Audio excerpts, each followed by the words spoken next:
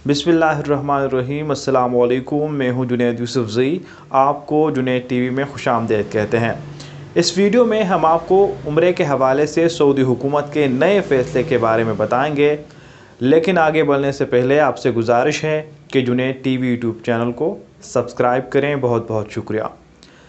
Saudi वज़ारत हज व उम्रा ने कोरोना के बढ़ते केसेस को मद्देनज़र रखते हुए बड़ा फ़ैसला किया है, और वो फ़ैसला ये है कि एक उम्रे से दूसरे उम्रे के दरमियान 10 रोज़ का वक्फ़ा ज़रूरी होगा।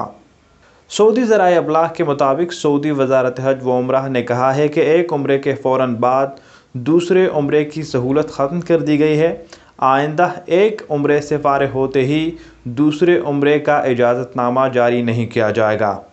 ये फ़ैसला सऊदी अरब में कोरोना वायरस के बढ़ते हुए केसेस को मद्देनज़र रखते हुए किया गया है, जिसका मकसद उम्रा ज़ायरीन के दरमियान फ़ासले के उसूल पर अमल दरामद को यकीनी बनाना है, ताकि ज़ायरीन को कोरोना वायरस से महफूज रखा जा सके।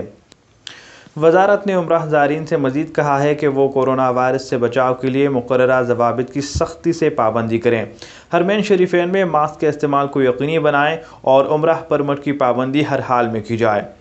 वाज़ेह है कि उम्रा परमिट के इजरा के तरीक़ेकार को मज़ीद आसान बना दिया गया है। परमिट जारी करने के लिए तवक्कलना और एतमरना ऐप्स की सहूलत फ़राहम की गई है। परमिट हासिल करने से कबल इंतज़ामिया की जानिब से तवक्कलना और एतमरना ऐप पर 1 माह का शेड्यूल जारी किया जाता है, जिसके ज़रिए परमिट हासिल करने के ख्वाहिशमंद के लिए दिन और वक्त मुतय्यन करने की सहूलत मौजूद है। साथ ही उम्रा ज़ायरीन परमिट हासिल करने के दौरान मुख्तलिफ़ रंगों के ज़रिए हरम शरीफ में इस दिन और उस वक्त लोगों की तादाद के बारे में मालूमात हासिल कर सकता है। अगर आपको हमारी ये वीडियो अच्छी लगी है तो लाइक करें और दोस्तों के साथ शेयर करें। मुलाकात होगी अगली वीडियो में इंशाअल्लाह। अल्लाह हाफ़िज़ नासिर।